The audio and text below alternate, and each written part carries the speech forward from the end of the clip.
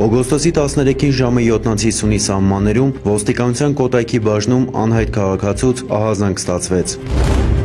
Աբովյանի թիվ 1 դպրոցի ետնամասում դիակ կա։ Օպերատիվ խումբն անհապաղ մեկնեց նշված հասցե։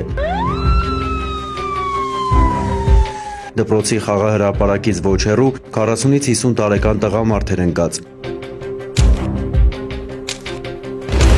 Դիակի վրա բռնության հետքեր չկային։ Իրավապահները դպրոցի հարակից տարածքում սկսեցին հարցումներ անցկացնել։ Դիակն ուղարկվեց դատաբժշկական փորձաքննության։ Դատաբժշկի եզրակացության համաձայն մահը վրա էր հասել գլխուղեղի կարևոր ֆունկցիաների խանգարումից գանգուղեղային փակ բութ վնասվածքի հետևանքով։ Ինչ որ մեկն ուժգին հարվածել էր գլխին եւ ոչ այնտեղ, որտեղ ընկած էին գտել հանգուցյալին։ Դեպքի վայրի զննությունը ցույց էր տալիս, որ նրան գրեթե քարշ տալով էին դպրոցի հետնամաս բերել։ Հանցագործության բացահայտման աշխատանքներին ներգրավեցին նաև ոստիկանության քրեական հետախուզության գլխավոր վարչության աշխատակիցներ եւ համագործակցությունը կարճ ժամանակում ցանկալի արդյունք տվեց։ Նախ ճշտեցինք դիակի ինքնությունը, պարզվեց, որ վերջինս հանդիսանում է Աբովյան քաղաքի բնակիչ Գագիկ Սարգսյանը։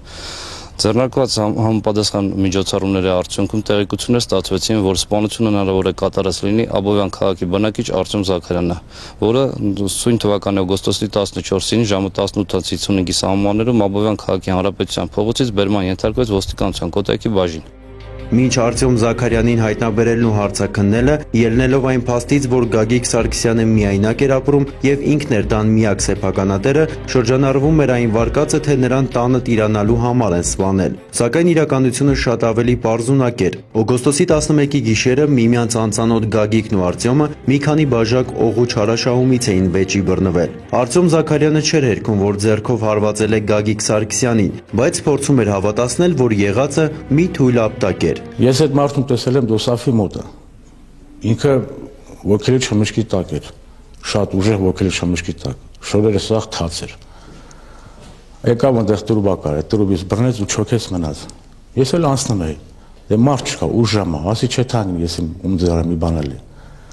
Ասի օգնեմ իրան, հարցնեմ տունդ որտեղ է, ինքն ինչ չէր կարում հասկացնել, ձեռով էր անում, ասում էր ստե, նստացրել եմ այնտեղ բորդուրին։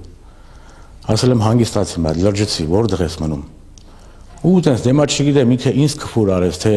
իրանով ախփե, ու դրան արա, ես իրան մի հատ թեթե սենց ապտակեցի։ Դե խմած է իրան, ասել, խփելով ինչ խփես։ Ինքս ես կողքի վրա ընկա ուսի։ Ձեռից բռնել եմ այդպես, ինքը քայլելով եկել է, տարել եմ, նստացրել եմ, նոր պարկացրել եմ այնտեղ։ Պարկացրել եմ, գլխի տակ քար եմ դրել, ասել եմ պարկի հանգստացի։ Ես չգիտեմ, ես իրան ոչ ուզեցել եմ սպանեմ կամ ոչ բան, ես իրան ուզեցել եմ օգնացել եմ։ Փաստի առթիվ Կոտայքի քննչական բաժանմունքում քրեական օրենսգրքի 104-րդ հոդվածի առաջին մասի հատկանիշներով սպանություն հարուցվել է քրեական գործ, նախաքննությունը շարունակվում է։